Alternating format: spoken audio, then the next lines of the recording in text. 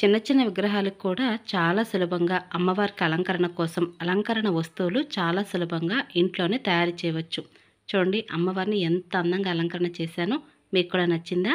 అయితే వీడియో ఎక్కడ స్కిప్ చేయకుండా చివరి వరకు చూడండి. చిన్న విగ్రహాలైనా పెద్ద విగ్రహాలైనా ఇక్కడ నేను చూపిస్తున్నటువంటి ఈ వస్తువులను కొంచెం సైజుల వారీగా మార్చుకుంటూ చేసుకోవచ్చు. అయితే ముందుగా అమ్మవారికి పీట కోసం ఏర్పాటు చేస్తున్నానండి. ఇదంతా కూడా కార్డ్బోర్డే అనమాట. ఆన్లైన్లో మనం షాపింగ్ చేసేటప్పుడు బాక్సెస్ అవి డెలివరీ వస్తుంటాయి కదా, ఆ బాక్సెస్ అనమాట. నేనైతే ఒక సైడ్ ఉన్నటువంటి బాక్స్ అయితే తీసుకున్నానండి.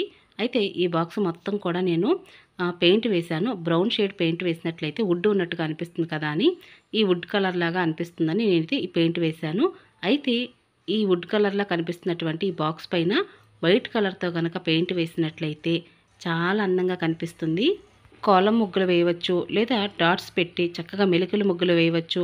లేదంటే ఈ విధంగా లోటస్ లాగా చక్కగా అందంగా కనిపించే విధంగా కూడా ఈ వైట్ పెయింట్తో వేయవచ్చండి. చాలా అంటే చాలా అందంగా ఉంటుంది. మీకు కూడా నచ్చితే మాత్రం తప్పనిసరిగా వీడియోని లైక్ చేసి, షేర్ చేసి, కామెంట్ చేయండి. నేనైతే ఫ్రీ హ్యాండ్తోనే వేసేస్తూ ఉంటాను. ఎవరైనా సరే ఈజీగా వేయవచ్చండి, కార్డ్బోర్డే కాబట్టి. ఇటు పక్కన మీకు కనుక వేయడం కుదరనట్లయితే ఇంకా అదర్ సైడ్ కూడా వేయవచ్చు అనమాట. చాలా అందంగా ఉంటుంది. ఇదిగోండి చక్కగా చుట్టుపక్కల కూడా 2 లోటస్ వేశాను. మధ్యలో కొంచెం పెద్ద లోటస్ వేశాను. అయితే గ్యాప్స్ ఉన్నాయి కదా, ఆ గ్యాప్స్లో నేను ఏం చేస్తున్నానంటే పసుపు కుంకుమ బొట్టు పెట్టినట్లయితే పీట చూడడానికి చాలా అందంగా ఉంటుందండి. ఎప్పుడైనా సరే ఇలా పెయింట్ వేసేటప్పుడు కొంచెం థిక్గానే వేయాలన్నమాట. కొద్దిగా థిక్ లైన్స్ వేయాలండి. లైట్గా కనుక మనం సన్నటి లైన్స్ కనుక వేసినట్లయితే అంత అందంగా ఉండదు. డిజైన్ కానీ లేదా కాలం ముగ్గులు కానీ ఇవేవి కూడా అంత అందంగా కనిపించవు. కొంచెం థిక్గానే ఉండాలి కాబట్టి నేనైతే కొంచెం లావుగానే లైన్స్ అన్నీ కూడా గీశాను. నాకు వచ్చినటువంటి ఒక చిన్న ఐడియా అయితే మీతో షేర్ చేస్తున్నాను. ఇదిగోండి నా దగ్గర ఉన్నటువంటి లక్ష్మీదేవి అమ్మవారి విగ్రహానికి ఈ పీట చక్కగా సరిపోతుందనమాట. ఎప్పుడైనా పూజా వ్రతాలు చేస్తున్నప్పుడు, వరలక్ష్మి వ్రతము, ఏదైనా వ్రతాలు చేస్తున్నప్పుడు ఈ విధంగా అలంకరణ చేయవచ్చు. చూడడానికి కూడా చాలా బాగుంటుంది. మీకు నచ్చిందా? అయితే కింద కామెంట్ సెక్షన్లో నాతో షేర్ చేసుకోండి. ఇంకా మరొకటి ఏమిటి అంటే అమ్మవారికి గజమాల తయారు చేద్దాం అనుకుంటున్నానండి. అంటే చిన్న విగ్రహాలు కాబట్టి చిన్నగా తయారు చేయాలి గజమాల అనేది. అయితే ఎక్కువ వెయిట్ లేకుండా నేను పేపర్తో తయారు చేస్తున్నానండి. అందుకోసం కలర్ పేపర్స్ కావాలి. ఒక చిన్న సైజులో ఉన్నట్టు గోల్డ్ పూసలు, అలాగే కలర్ దారం అనమాట. ఈ కలర్ దారం మీరు ఇంట్లో ఉపయోగించిందైనా పర్వాలేదు, లేదంటే మనం స్టిచ్ చేస్తూ ఉంటాం కదండి, అంటే థ్రెడ్ వర్క్ చేసేటటువంటి వారి దగ్గర అయితే ఇలాంటి కలర్స్ దారాలు, విచ్చి దారాలు ఉంటాయి కదా, వాటిని కూడా ఉపయోగించవచ్చు. లేదంటే ఊలు కూడా ఉపయోగించవచ్చు.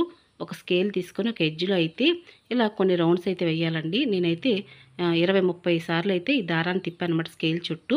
ఆ తర్వాత ఒక దగ్గర కట్టేస్తున్నాను. చివరి భాగంలో కట్ చేస్తున్నాను. అలాగే ఈవెన్గా మొత్తం అంతా కూడా కుచ్చుగా వచ్చే విధంగా ఈ విధంగా కట్ చేసుకుంటున్నాను. ఊలుతో అయితే ఇంకా బాగా కనిపిస్తుంది. ఇక్కడైతే నేను చిన్న గజమాల కాబట్టి ఇలా నేను థ్రెడ్తో తయారు చేస్తున్నాను. నేను కలర్ పేపర్స్ తీసుకున్నాను కదండి, ఇవి ఒక్కొక్కటి వచ్చేసి 2 రూపీస్ అనమాట. ఇవి థిక్ కలర్స్ తీసుకుంటే బాగుంటుంది. గజమాల ఎప్పుడు కూడా అమ్మవారికి బ్యాక్ సైడ్ అలంకరణ చేస్తాం కాబట్టి ఈ పేపర్స్ కూడా థిక్ కలర్స్లో ఉంటే బాగుంటుంది. అందుకని థిక్ కలర్స్ తీసుకున్నాను. అయితే ఎక్కువగా ఎరుపు, పసుపు, పచ్చ, లేదంటే బ్లూ కలర్ ఇవే ఉంటాయి కదా, వీటితో పాటుగా నేను ఒక వైట్ కలర్ పేపర్ కూడా తీసుకున్నాను. చాలా సులువుగా పిల్లల నుంచి పెద్దవాళ్ళ వరకు తయారు చేసేటువంటి ఈ గజమాల మీకు కూడా నచ్చుతుందండి. ఒక పేపర్ అయితే 2-3 గజమాలు కూడా తయారు చేయవచ్చు. అంటే విగ్రహానికి సరిపడేటటువంటి మాలని గజమాల అని అంటాము. కాబట్టి ఇక్కడ నేను చేసేటటువంటి మాలని గజమాల అని అంటారండి. పేపర్తో చేస్తున్నాం కాబట్టి లైట్ వెయిట్గా కూడా ఉంటుంది. విగ్రహం మీద మనం అమ్మవారికి అలంకరణ చేసేటప్పుడు అటు ఇటు పడిపోకుండా చాలా స్టేబుల్గా ఉంటుంది. చాలా అందంగా కూడా కనపడుతుంది. అయితే నేను చివరి భాగంలో పేపర్ అనేది ఇలా కట్ చేసుకున్నాను. కొంచెం లావుగా కూడా కట్ చేసుకోవచ్చు. నేను కొంచెం సన్నగా లైన్గా కట్ చేసుకున్నాను పేపర్ అనేది. అయితే అటుపక్క ఇటుపక్క అంటే మీ అందరికి చాలామందికి అర్థమయ్యే ఉంటుంది, ఒక జిగ్జాగ్ షేప్లో అనమాట. లేదంటే పేపర్ని అటు ఇటు ఇలా తిప్పుతూ ఇలా మడత పెట్టుకోవాలి. అంతేనండి. మనం ఎన్ని కలర్స్ అయితే కావాలనుకుంటున్నామో అన్ని కలర్స్ కూడా ఒక్కొక్కటి 5 చొప్పున ఈ విధంగా మనం చక్కగా మడత పెట్టేసి పక్కన పెట్టేసుకోవాలి. అంతే, చాలా సులువుగా తయారు చేసుకోవచ్చు. మొత్తం మీద ఒక 5-6 రూపీస్ అవుతుందండి. అంతేనండి. పేపర్ మొత్తం కూడా పట్టదనమాట. పేపర్లో కొంత భాగం ఉపయోగిస్తూ ఉంటాము. అన్ని కలర్స్ కూడా అంతే కదా, కాబట్టి కానీ చూడడానికి మాత్రం చాలా అందంగా ఉంటుంది. ఈ విధంగా అన్ని కలర్స్ కూడా రెడీ చేసేసుకోవాలి. ఒకసారి మనం ఈ విధంగా రెడీ చేసి పక్కన పెట్టుకుంటే సూది దారంతో ఒకసారి కుట్టేయడమేనండి. చాలా సులువుగా తయారైపోతుంది. ఒక హాఫ్ అన్ అవర్లో తయారైపోతుంది అనమాట. పేపర్ కాబట్టి ముందు నుంచి ఒక ఆర్డర్ రూపంలోనే ఈ గజమాలను అనేది మనం స్టిచ్ చేసుకోవాలండి.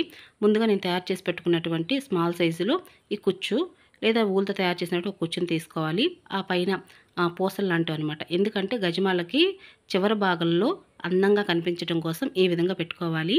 ఇవన్నీ కూడా అందంగా ఉండడం కోసం మాత్రమే. ఇక ఈ విధంగా పెట్టుకున్న తర్వాత ముందుగా మనం రెడీ చేసి పెట్టుకున్నటువంటి ఈ పేపర్‌ను కూడా ఈ విధంగా సూదితో కుట్టేసుకోవాలి. చాలా సులభంగా ఈజీగా స్టిచ్ చేసేసుకోవచ్చు. ఎందుకంటే పేపరే కాబట్టి కొంచెం సూదిని గట్టిగా ప్రెస్ చేసినట్లయితే ఈజీగా కుట్టుకోవచ్చు. ఇలా వన్ బై వన్ పెట్టేసుకోవాలండి అంతే. మనం ముందుగా రెడ్, ఆ తర్వాత గ్రీను, ఆ తర్వాత వైటు, పింకు, బ్లూ ఇలా ఈ కలర్ ఆర్డర్ చూసుకుంటూ ఒకటి పక్కన ఒకే కలర్ రాకుండా ఆల్టర్‌నేట్‌గా పెట్టుకుంటూ వన్ బై వన్ కలర్ అనేది ఈ విధంగా సూది దారంతో కుట్టేసుకోవాలి మొత్తం అన్నీ కూడా. చూడడానికి ఇలా ఉంటుందన్నమాట. అయితే నేను 4, 5 కలర్స్‌తో తయారు చేశాను కదండీ! డబుల్ కలర్‌తో కూడా తయారు చేయవచ్చు. చాలా బావుంటుంది. అంటే మన కలర్ కాంబినేషన్ అర్థమవుతుంది కదా! గ్రీను, పింకు లేదా బ్లూ, వైట్ అలా కలర్ కాంబినేషన్‌తో తీసుకొని కూడా డబుల్ కలర్‌తో కూడా ఈ విధంగా స్టిచ్ చేయవచ్చు. నేను అది కూడా చూపిస్తాను. సూది దారంతో ఒకసారి కుట్టడం ఇబ్బంది అయితే మాత్రం ఎక్కడ ఇలా క్లాత్‌కి ఇలాగా సూదిని బ్యాక్ సైడ్ ఇలా గుచ్చుకొని, ఆ తర్వాత పైన ఇలా పేపర్‌ని పట్టుకొని కిందకి నొక్కేసినట్లయితే ఈజీగా స్టిచ్ చేసుకోవచ్చండి. ఇదొక పద్ధతి అనమాట. నాకైతే ఒక హాఫ్ అన్ అవర్‌లో ఇదంతా రెడీ అయిపోయిందండి. చాలా ఈజీగా ఉంది. అందుకే ఈ ఐడియా మీ అందరికీ షేర్ చేస్తున్నాను. ఇలా సూది దారంతో మొత్తం కుట్టేసిన తర్వాత చివరి భాగంలో కూడా మనం మొదలు ఎలా అయితే పూసలని, ఒక కుచ్చు దారం అని చెప్పి ఎలా అయితే పెట్టామో అదే విధంగా ఎండింగ్‌లో కూడా అదే విధంగా స్టిచ్ చేయాలండి. అందుకు గాను ఇక్కడ నేనైతే ఒక గోల్డ్ పోస్ తీసుకున్నాను. అలాగే ఒక డిజైన్‌గా కూడా ఒక ప్లేట్ అయితే ఇలాంటిది తీసుకున్నానండి. ఇంకా దారం కుచ్చు కూడా పెట్టుకుంటున్నాను. ఇలా పెట్టేసి ఒక్కసారి సూది దారంతో కుట్టుకున్నట్లయితే గజమాల రెడీ అయిపోయినట్లే. నా దగ్గర చాలా చిన్న సైజులో ఉన్నటువంటి విగ్రహాలు ఉన్నాయండి. అంటే 3 ఇంచెస్ విగ్రహాలనమాట. అందుకోసం ఈ గజమాల అయితే రెడీ చేసుకున్నాను. మీ దగ్గర ఉన్నటువంటి విగ్రహాలకి ఇంకా అందంగా, ఇంకా పెద్ద సైజులో కూడా అంటే ఇంతకన్నా పేపర్ అనేది తిన్నుగా లావుగా తీసుకున్నట్లయితే ఈజీగా ఇంకా లావుగా గజమాల అనేది తయారు చేయవచ్చు. ఇప్పుడు నేను డబల్ కలర్‌తో ఏ విధంగా గజమాల తయారు చేయవచ్చు అనే విషయాన్ని షేర్ చేస్తున్నానండి. ఇక్కడ yellow and pink colour combination అయితే తీసుకున్నాను. ఎవర్ గ్రీన్ కదా! గ్రీన్ అండ్ వైట్ గానీ, గ్రీన్ పింక్ గానీ, బ్లూ వైట్ గానీ, లేదా బ్లూ పింక్ గానీ చాలా బావుంటుంది కలర్స్ అనేది. ఇలా కలర్ కాంబినేషన్‌తో తీసుకోవాలి. ఆల్ కలర్స్‌తో అలాగే డబల్ కలర్‌తో గజమాల అయితే ఈజీగా ఇలా తయారు చేయవచ్చు. ఇంకా ఇవే కాకుండా చిన్న విగ్రహాలకి అమ్మవారి విగ్రహాలకైనా, అయ్యవారి విగ్రహాలకైనా సరే కిరీటం పెడితే చాలా అందంగా ఉంటుందండి. మరి ఈ కిరీటాలన్నీ కూడా మనకు ఆన్‌లైన్‌లో అవైలబుల్‌గా ఉంటాయి. కానీ టూ మచ్ కాస్ట్‌తో అయితే ఉన్నాయి. అందుకని నేనే తయారు చేద్దాం అనుకుంటూ ఒక ఐడియాగా మీ అందరూ షేర్ చేస్తున్నానండి. అయితే ఇక్కడ నేను ఒక కార్డ్‌బోర్డ్ లాంటిది అంటే ఒక దళసరి అయినటువంటి ఒక గట్టి అట్ట ముక్క అయితే తీసుకున్నాను. ఒక గోల్డ్ పేపర్ షీట్ అయితే అంటిస్తున్నాను. కొద్దిగా షైన్ అవుతూ ఉంటుంది. ఒకవేళ మీ దగ్గర గనక గోల్డ్ పేపర్ లేనట్లయితే మీరు గోల్డ్ పెయింట్ కూడా వేయవచ్చండి. యాక్రిలిక్ పెయింట్స్ ఉంటాయి కదా! అవేనండి శారీ పెయింట్స్ ఉంటాయి కదా! ఆ శారీ పెయింట్స్ యూజ్ చేయవచ్చు. శారీ పెయింట్‌ని ఇలా ఒక కార్డ్‌బోర్డ్ మీద వేసిన తర్వాత ఈ విధంగా గమ్ అంటించేసి గోల్డ్ బాల్ చైన్‌తో గానీ, లేదా స్టోన్ లైన్ చైన్‌తో గానీ, కుందన్స్‌తో గానీ మనకి అందంగా కిరీటం అందంగా రెడీ అయ్యేదాకా కూడా మనం చక్కగా రెడీ చేసుకోవచ్చండి. అయితే మెజర్‌మెంట్ అనేది మీ దగ్గర ఉన్నటువంటి విగ్రహాలకు ఒకసారి చూసుకోవాలి.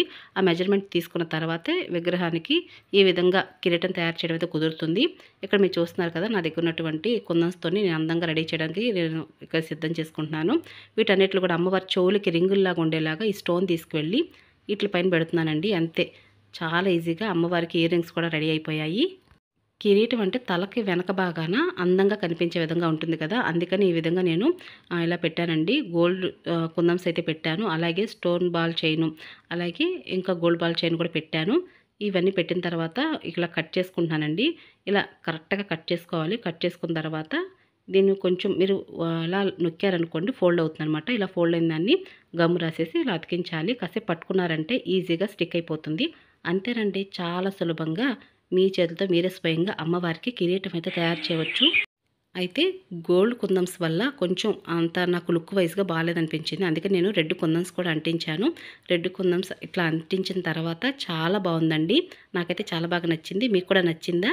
అయితే ఇంకెందుకు ఆలస్యం కింద కామెంట్ సెక్షన్‌లో నాతో షేర్ చేసుకోండి. అలాగే వీడియోని కూడా లైక్ చేయడం అస్సలు మర్చిపోవద్దు. చిన్న చిన్న విగ్రహాలకి చెవులకి పెట్టడానికి చెవిరింగులు, అలాగే కిరీటము, గజమాల, అలాగే అమ్మవారి విగ్రహాలకైతే జడ కూడా మనం తయారు చేసుకోవచ్చండి. అలాగే బ్లాక్ కలర్ క్లాత్ ఉందనుకోండి చక్కగా జడలాగా అల్లేసి చివరి భాగాన టై చేసేసుకుంటే పై భాగం నుంచి ఇలా పూల జడలాగా మనమే అందంగా రెడీ చేసుకోవచ్చు. కుందన్స్ పెట్టుకోవచ్చు. లేదా స్టోన్ లైన్ గానీ, లేదా గోల్డ్ బాల్ చైన్ గానీ అలంకరణ చేసుకోవచ్చు. అలాగే మనం చిన్న పాపని ఏ విధంగా అయితే అందంగా అలంకరణ చేస్తూ ఉంటామో, అలాగే అమ్మవారి విగ్రహానికైనా, అయ్యవారి విగ్రహానికైనా ఈ విధంగా అలంకరణ చేయవచ్చు. మీకు కూడా నచ్చిందని అనుకుంటున్నాను. మరొక మంచి వీడియోతో మళ్ళీ కలుసుకుంటాను. అప్పటి వరకు నమస్కారం అండి.